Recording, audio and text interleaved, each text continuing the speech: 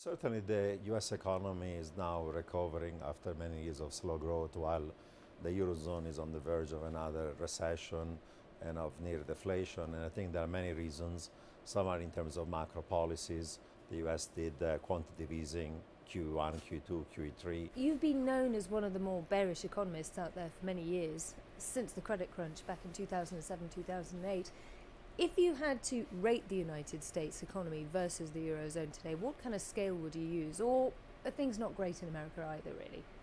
Well, the gap in the US is that while there is now a recovery of jobs, a recovery of growth, you have still a very stagnation of wages.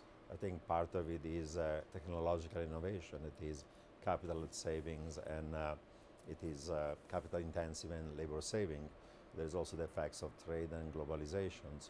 So things in the US are improving, but the average median wages have not been growing.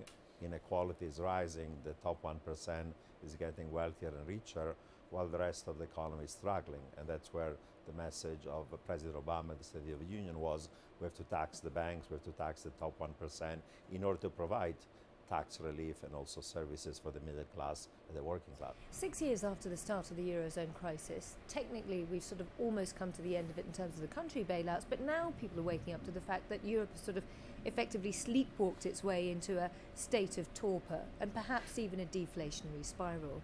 If you had to look 1 year from now, what do you think the worst case scenario would be, even if we do see quantitative easing and it doesn't work for the Eurozone? Well, the risk is that we're going to have a triple dip recession. We already had a double dip recession in the case of the Eurozone. If you do just quantitative easing alone, it's not going to work. Even Mario Draghi, the president of the ECB, has said that you need also fiscal stimulus in the short run in order to jumpstart the growth of the Eurozone in addition to the monetary stimulus. But Germany doesn't want to do that fiscal stimulus. The periphery is going to still do consolidation. And this investment plan of 300 billion euros by the EU looks like vaporware. It's not going to really be of that size and magnitude. So I think that one of the problems is we don't have the right fiscal policy, and of course the Europeans have not done also some of the structural reforms that are needed to jumpstart potential growth over time. In a yes or no, do you think that a round of quantitative easing, in the current fashion that has been mooted, so perhaps even offloading the risk onto the country central banks, will it work? Yes or no, do you think?